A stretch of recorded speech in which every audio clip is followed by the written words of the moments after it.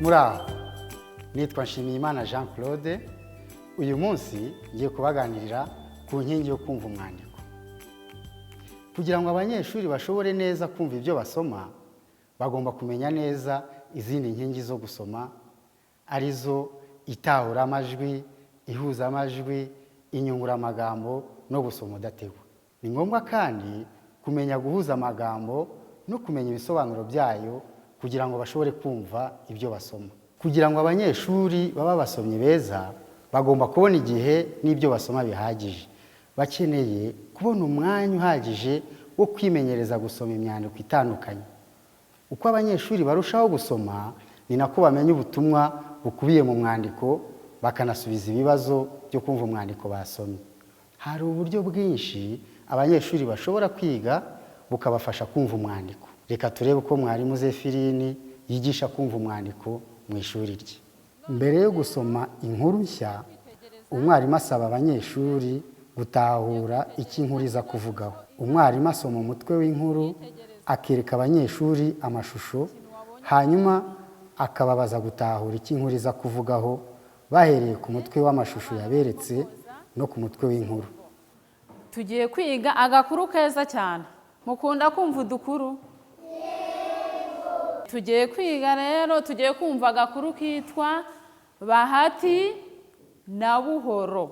Mugiye kurambura ibitabo byanyu kuri rwa rupapuro rwa 98. Noneho rero mugiye kwitegereza ino shusho ihari. Mwarangije kwitegereza? Yego. Mugiye kumbwira ikintu mwabonye. Urutoki hejuru ucecetse wicaye. Wabonye iki Abudu? Nabonye abana bari koza ibyombo. Wabonye abana barimo koza ibyombo. Mukurikire undi ugiye kumbwira ikintu yabonye. Ingress. Injerekani. Wabonye injerekani. Fred. Koza amasorori. Wabonye barimo koza amasorori. Mugiye kumbwira. Mwitegereje iriya shusho iri hariya naberetse. Mwumvishe n'umutwe w'inkuru, inkuru yacu ukuntu yitwa abantu twavuzemo. Buriya Bahati na Buhoro mwitegereje kuri iriya shusho, murakeka ko iriya nkuru iraza kuvuga iki? Rodrigue. Nibarangiza koza ibyombo barabishyira mu yindi base babinanagure kabiri. Yego, byiza cyane. Uturabo. Fiete. Vuga cyane. Nibarangiza barahita bajya gukina umugozi. Nibarangiza barahita bajya gukina umugozi. Nawe tugiye kumuha uturabo yashubije neza. Undi wambwira uko biri bugende? Frozine, ugiye kunsubiza cyane. Nibamara koza ibyombo barahita bajya guhaha bateke. Nibamara koza ibyombo barahita bajya guhaha bateke. Si yabivuze neza se? Yavuze uko abitekereza. Tumushimire, tumuhe uturabo. Nyuma y'uko abanyeshuri batandukanye bavuze uko bizagenda mu nkuru, umwarimu akurikizaho kwigisha inyunguramagambo. Ibi twabibonye mu gice cyabanje cy'inyunguramagambo. Umwarimu asomera abanyeshuri agakuru mu ijwi riranguruye, abanyeshuri bakurikiye mu bitabo byabo. Abanyeshuri nabo babona amahirwe yo kwimenyereza gusoma. Uburyo bwo kuzamura ubushobozi bwo gusoma udategwa niyo ntego y'aya mashusho. Ngiye kubasomera inkuru yitwa Bahati na Buhoro. Irashimishije, mutega amatwi mwifate neza tuyumve. Bahati na Buhoro. Bahati yiga ku Kamuhoza. Buhoro yiga Ikirehe.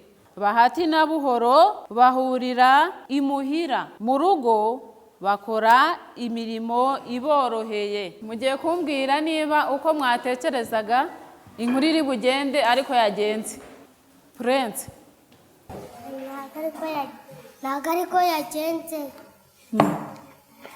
Abavuze ngo barangiza koza ibyombo barabita babishyira mu yindi base, noneho ubwo bahita babibika. Kandi ntabwo ariko byagenze. Umwarimu abaza abanyeshuri ibibazo byo kumva umwandiko kugira ngo arebe ko bumvise ibyo basomewe. Hari ibibazo bibiri byo kumva agakuru byateganyijwe mu gitabo. iyo umwarimu atanga urugero asubiza ikibazo cya mbere asobanurira abanyeshuri uko yabonye igisubizo. Ibi bifasha abanyeshuri gusobanukirwa inzira mwarimu yanyuzemo kugira ngo abone igisubizo. Tumaze kumva agakuru kacu, ngiye kubabaza kugira ngo numve ko mwakumvishije neza.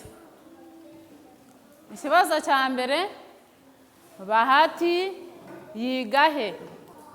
Diane. Bahati yiga Kamu. Yego. Igisubizo se wakibonye gute? Igisubizo wakibonye mu gitabo. Nanjye ngiye kubereka uko igisubizo kiboneka.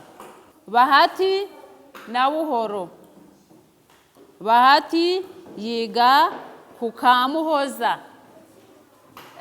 Igisubizo nakibonye. Kiri ku murongo wa mbere w'inkuru yacu.